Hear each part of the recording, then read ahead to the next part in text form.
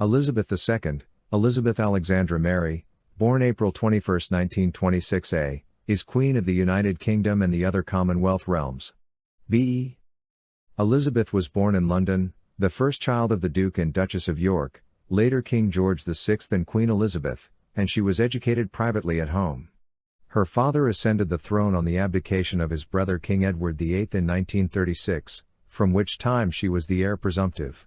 She began to undertake public duties during the Second World War, serving in the Auxiliary Territorial Service.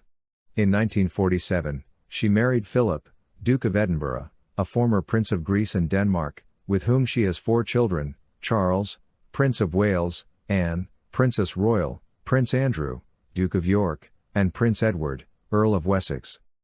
When her father died in February 1952, Elizabeth became head of the Commonwealth and Queen Regnant of 7 independent Commonwealth countries: the United Kingdom, Canada, Australia, New Zealand, South Africa, Pakistan, and Ceylon.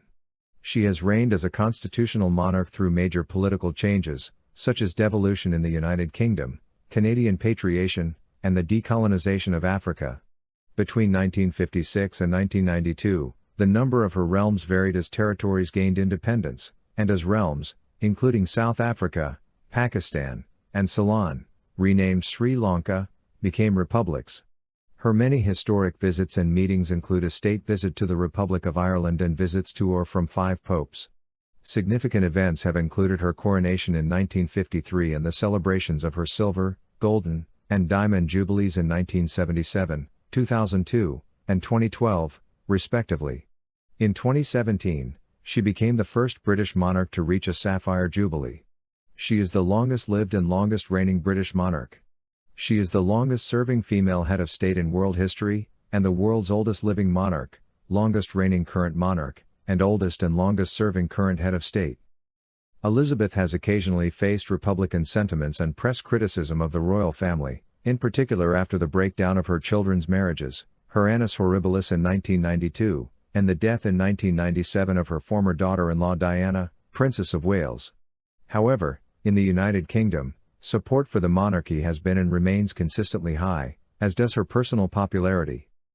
Elizabeth was born at 2:40 GMT, on April 21, 1926, during the reign of her paternal grandfather, King George V. Her father, the Duke of York, later King George VI, was the second son of the king. Her mother, the Duchess of York, later Queen Elizabeth the Queen Mother, was the youngest daughter of Scottish aristocrat the Earl of Strathmore and Kinghorn. She was delivered by caesarean section at her maternal grandfather's London house, 17 Bruton Street, Mayfair. 3. She was baptized by the Anglican Archbishop of York, Cosmo Gordon Lang, in the private chapel of Buckingham Palace on 29 May, 4C, and named Elizabeth after her mother, Alexandra after George V's mother, who had died 6 months earlier, and Mary after her paternal grandmother.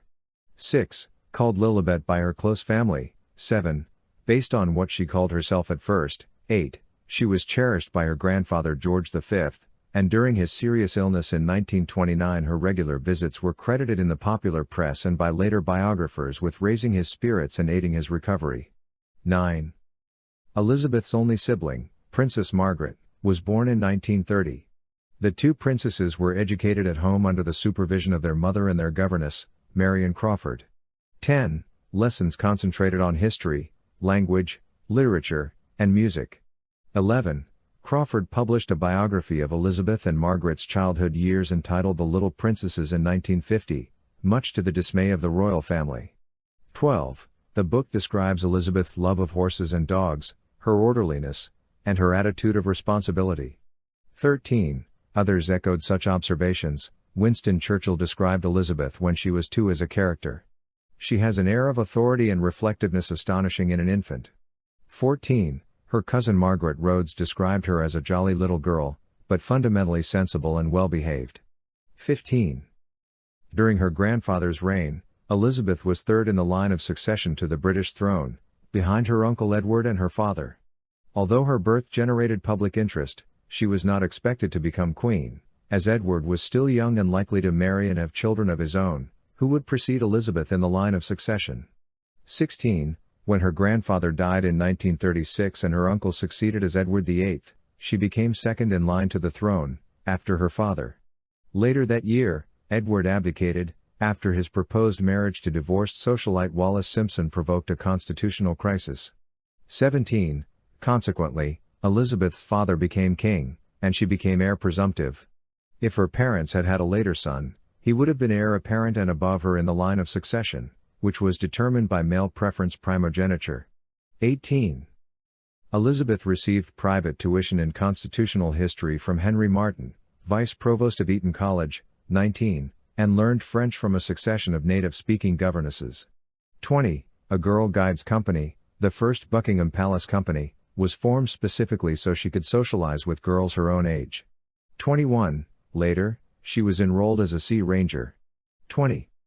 In 1939, Elizabeth's parents toured Canada and the United States. As in 1927, when they had toured Australia and New Zealand, Elizabeth remained in Britain, since her father thought her too young to undertake public tours. 22. She looked tearful as her parents departed.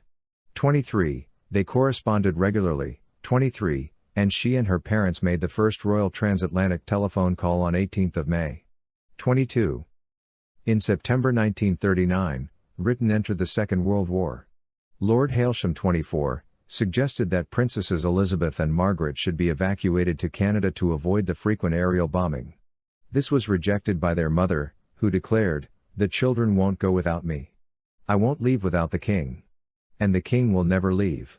25. The princesses stayed at Balmoral Castle, Scotland, until Christmas 1939, when they moved to Sandringham House, Norfolk. 26. From February to May 1940, they lived at Royal Lodge, Windsor, until moving to Windsor Castle, where they lived for most of the next 5 years. 27. At Windsor, the princesses staged pantomimes at Christmas in aid of the Queen's Wool Fund, which bought yarn to knit into military garments. 28. In 1940, the 14-year-old Elizabeth made her first radio broadcast during the BBC's Children's Hour, addressing other children who had been evacuated from the cities.